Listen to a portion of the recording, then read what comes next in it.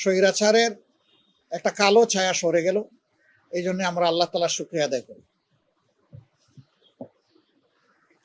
তিনি কি কারণে পদত্যাগ করেছেন এই বিষয়ে আমাদের কোনো আগ্রহ নাই, কারণ আমরা আগে থেকেই বিবেচনায় নিয়েছি যে তিনি প্রেসিডেন্ট পদে থাকার আর যোগ্য নন, তিনি তার যোগ্যতা হারিয়েছেন।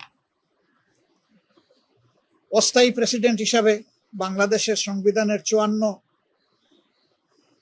অনুচ্ছেদ অনুযায়ী বর্তমান মাননীয় স্পিকার দায়িত্ব গ্রহণ করেছেন। আমরা তাকে অভিনন্দন জানাই এবং আমরা তাকে আশ্বস্ত করছি তিনি যতদিন দায়িত্ব পালন করবেন,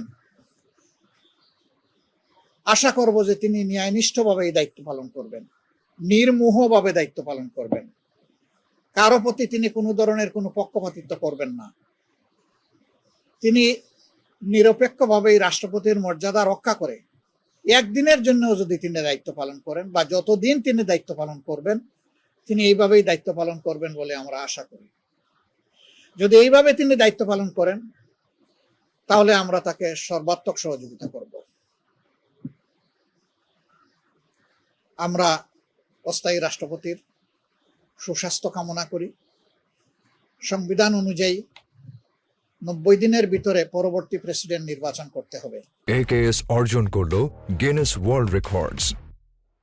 AKS তো যেহেতু এর ভিতরেই সংসদ অধিবেশন হওয়ার কথা রয়েছে, কাজেই স্বাভাবিক প্রক্রিয়াই হয়তোবা সেই প্রেসিডেন্ট নির্বাচন অনুষ্ঠিত হবে। সময় আসলে আমাদের ভূমিকা কি হবে ইনশাআল্লাহ আপনারা দেখতে পাবেন। বাংলাদেশ সামনের দিকে এগিয়ে যাক, এটা সকলের প্রত্যাশা। সংবিধান অনুযায়ী যেহেতু তিনি অস্থায়ী রাষ্ট্রপতির দায়িত্বে অধিষ্ঠিত হয়েছেন, এখন হয়তো ডেপুটি স্পিকারের দায়িত্ব পালন করবেন। যত সময় মাননীয় অস্থায়ী রাষ্ট্রপতি তার দায়িত্ব পালন করবেন, তারা যখন স্পিকার হিসাবে শপথ নিয়েছেন অথবা ডেপুটি স্পিকার হিসাবে শপথ নিয়েছেন, একই সাথে এই শপথটা হয়ে গেছে অস্থায়ী রাষ্ট্রপতি হিসাবে স্পিকারের এবং স্পিকার হিসাবে ডেপুটি স্পিকারের। কাজেই এখানে কোনো সাংবিধানিক সংকট তৈরি হওয়ার কথা না।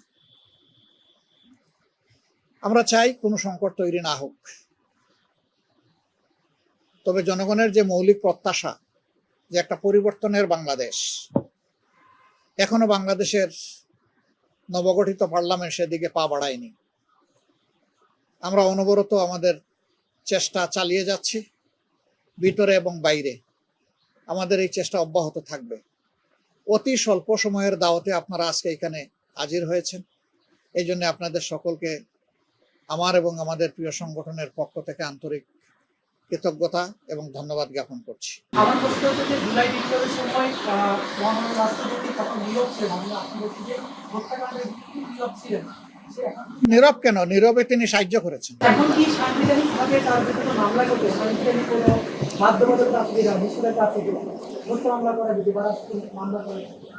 যদি সেই ধরনের ক্রেডিবল কোনো আলামত পাওয়া যায় তাহলে কোনো ব্যক্তি তো আইনের ঊর্ধ্বে নন। যারা এই পদের জন্য প্রস্তুত থাকবেন তাদের নামে প্রস্তাবক থাকবে, সমর্থক থাকবে, তার সম্মতি থাকবে।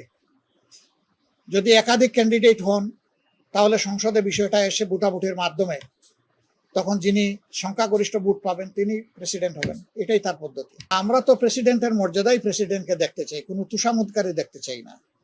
এবং আমরা যে রিফর্মের কথা বলছি সেই তুষামুদের জায়গাটাকেই শেষ করে দেওয়ার জন্য বলছি। আমরা বলছি যার যার জায়গায় সবাই সম্মানিত এবং দায়িত্বপ্রাপ্ত, তারা অন্য কারো কাছে মাথা নত করে কোনো দায়িত্ব পালন করবেন না। অফিসের একজন পিয়নও যদি হন, তিনিও তার জায়গায় মর্যাদার সাথে তার দায়িত্ব পালন করবেন। কারো ডিকটেশনে তিনি চলবেন না, তিনি নীতি মেনে চলবেন। ঠিক যিনি প্রেসিডেন্ট হবেন তিনিও রাষ্ট্রের নীতি মেনে চলবেন, তিনি অন্য কারো কাছে তার বিবেককে তিনি বিলিয়ে দিবেন না, এটা আমরা আশা করব যিনি হবেন। না, উনি দেশ ছেড়ে যাওয়ার কথা আমি শুনি নাই। উনার বক্তব্য যেটা আজকে পেয়েছি যে তিনি গুরুতর অসুস্থ, মাঝে মাঝে তিনি ফেন্টিং অ্যাটাকে পড়ে যান, এই জন্য তিনি দেশের বাইরে গিয়ে চিকিৎসা নিতে চান আর তিনি বিশ্রামে থাকতে চান। সেটা সরকার দেখবে, আমরাও খেয়াল রাখবো। আমি মনে করি সব ট্রিটমেন্টই দেশে সম্ভব, কারণ আমারও তো একটা জটিল রোগ হয়েছিল। আমাকে তো ডাক্তাররা পর্যন্ত রিকমেন্ড করেছিল বাইরে যাওয়ার জন্য। আমি তো যাইনি, আমি তো এখানেই চিকিৎসা নিয়েছি। আমি চাই যে সবাই যেন এখানেই চিকিৎসা নেয়। এমনকি প্রয়োজন হয় বিদেশ থেকে এক্সপার্ট আনাও যেতে পারে, এটা কোনো সমস্যা নেই। এক্সপার্ট এনেও এখানে চিকিৎসা হতে পারে। তার দায়ভার আছে, তিনি দায়ভার অস্বীকার করতে পারেন না। তিনি গার্জিয়ান হিসেবে ব্যর্থ, তিনি তার দায়িত্ব পালন করেননি। এই গণহত্যার বিরুদ্ধে তিনি একটা শব্দ উচ্চারণ করেননি যে এটা থামাও, এটা বাণিজ্য, জনগণের উপর এটা জুলুম, এই ধরনের কোনো কথা আমরা তার মুখ থেকে শুনিনি। নীরবে তিনি সমর্থন দিয়েছেন। এখানে প্রেসিডেন্ট, প্রধানমন্ত্রী যারাই আছেন, আমি চাই যে এই ব্যবস্থাটা দেশেই হোক। আপনি দেশেই নেন, আপনি সিলেক্টেড পিপুল বাইরে চলে যাবেন, তাহলে দেশের স্বাস্থ্য ব্যবস্থা উন্নত হবে কিভাবে? দেশের যারা চিকিৎসক তারা আস্থায় ফিরে আসবে কিভাবে? তারা তাদের কর্তব্য বুঝবে কিভাবে? এই সব কিছুর জন্য আমাদের সকলেরই দেশের ভিতরে চিকিৎসা নেওয়া উচিত। এখন তো আমি আমার সহকর্মীদের সাথে কোনো আলোচনা করতে পারিনি, জাস্ট ম্যাটারটা ঘটেছে একটু আগে, এই জন্য তাৎক্ষণিক আমরা প্রতিক্রিয়া আপনাদেরকে জানালাম। আমাদের ফার্দার প্রতিক্রিয়া আরো সুন্দরভাবে আপনারা জানতে পারবেন ইনশাল্লাহ। সবাইকে ধন্যবাদ। যারা দেরিতে এসেছেন তারা দায়ী নন, আমরা দেরিতে তাদেরকে দাওয়াত দিয়েছি, এই জন্য আমরা দায়ী। আগামীতে আমরা আরো আগে দাওয়াত দেওয়ার চেষ্টা করবো ইনশাল্লাহ।